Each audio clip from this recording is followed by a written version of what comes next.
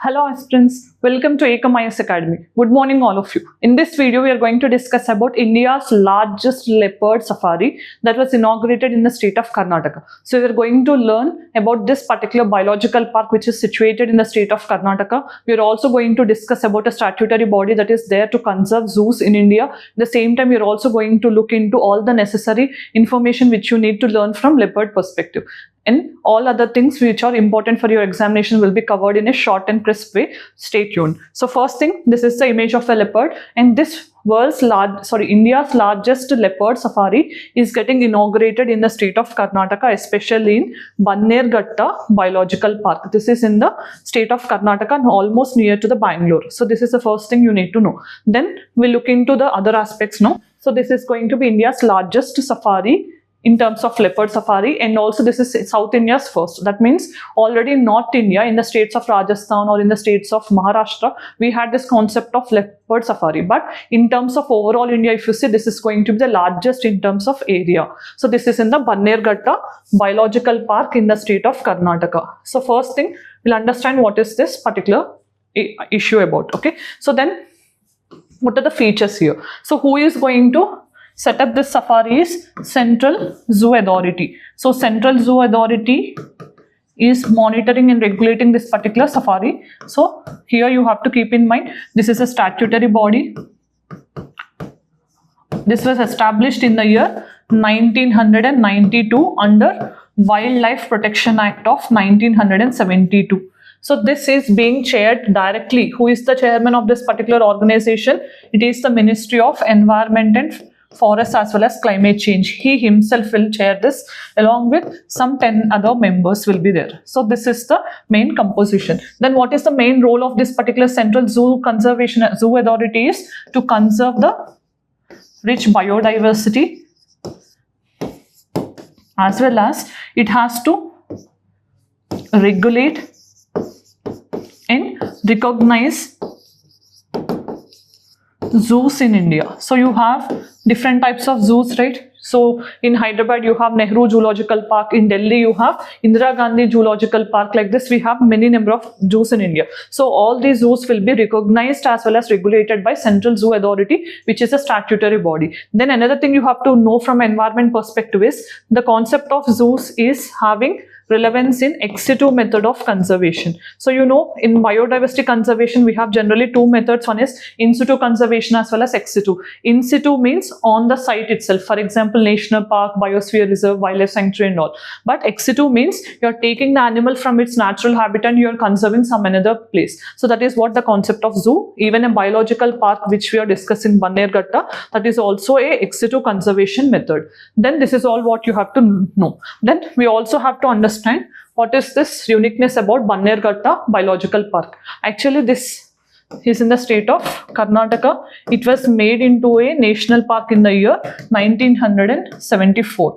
Then another thing, this is so close to Bangalore as I told you. And another important thing is Swarnamukhi River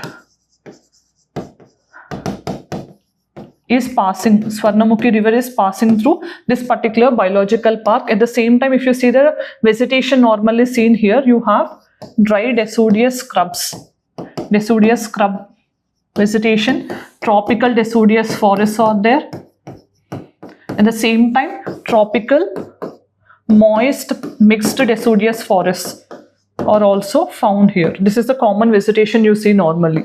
Then what type of plants you can see is eucalyptus, bamboo, sandalwood type of flora as well as fauna. So you also have sandalwood also, which is endemic to India.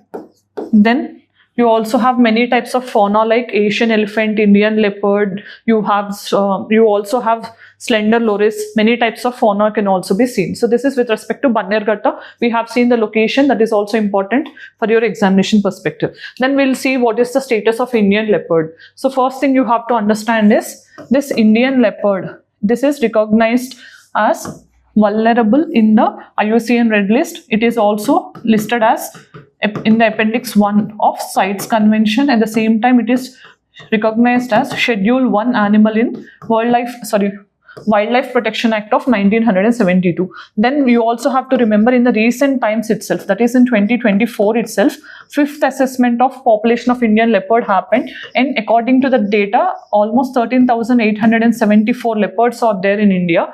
This particular survey is released by National Tiger Conservation Authority and Wildlife Institute of India. So this is one thing you have to keep in mind. And compared to the last assessment, there is an increase in that population of leopards almost by 8%. This is one another thing. Then where do you find normally leopards more is in the central Indian region as well as Eastern Ghats. So this is the area where most of the leopards are seen. In terms of states, if you see, first state is Madhya Pradesh, followed by Maharashtra.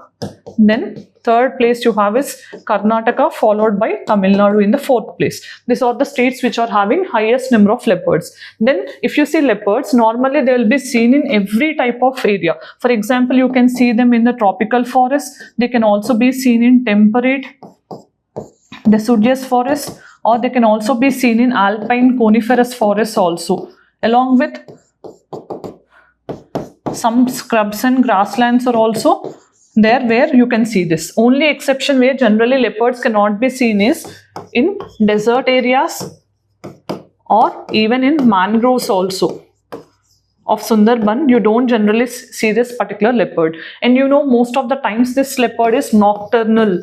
Nocturnal means this is active during the night. That means even it can hunt during the night time. So what it will hunt mostly is, you know, we have deers and wild boars and also cheetal and all these type of deers will be hunted mostly by the Indian leopard. And you also have to know another feature is this is the smallest of all the big cats. You have 7 big cats, right? So these 7 big cats were recognized as part of International Big Cat Alliance. We have discussed many number of times. So among all the 7 big cats, this is considered as the smallest. And another thing you have to keep in mind is this particular leopard as a whole. If you see, this is having most of the adaptation facilities. That means it can easily adapt to the particular environment. It also has a flexibility of climbing the trees also.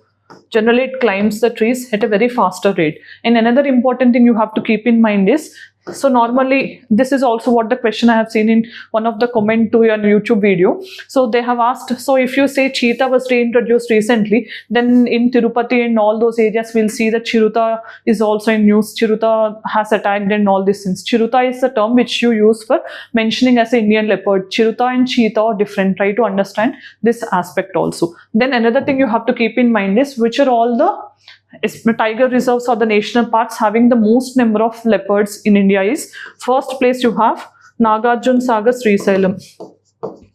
Nagarjuna Sagar Srisailam in the Andhra Pradesh. This is having the highest number of leopards in India. At the same time, you also have Panna Tiger Reserve in Madhya Pradesh.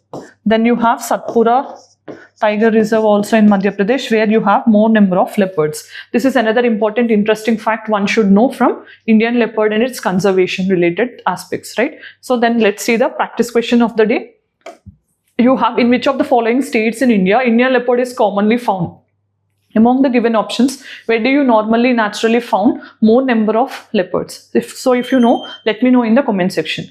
Then, as we have reached the end of the video, today we have discussed about India's largest leopard safari. So who started this? Who is going to regulate and control this? And we have also seen about a statutory body in terms of conservation of zoos, that is Central Zoo Authority, its composition, who is going to head, what type of body it is, under which act it was established. At the same time, we also have seen with respect to Bannerghatta Biological Park, in which state and which river it is having in its particular premises, and also have seen about Indian leopard. So what is its conservation features and all other aspects we have discussed in a very short and crisp way, which is useful for your examination perspective. If you like this video, please let me know in the comment section. Thank you for watching. Have a great day.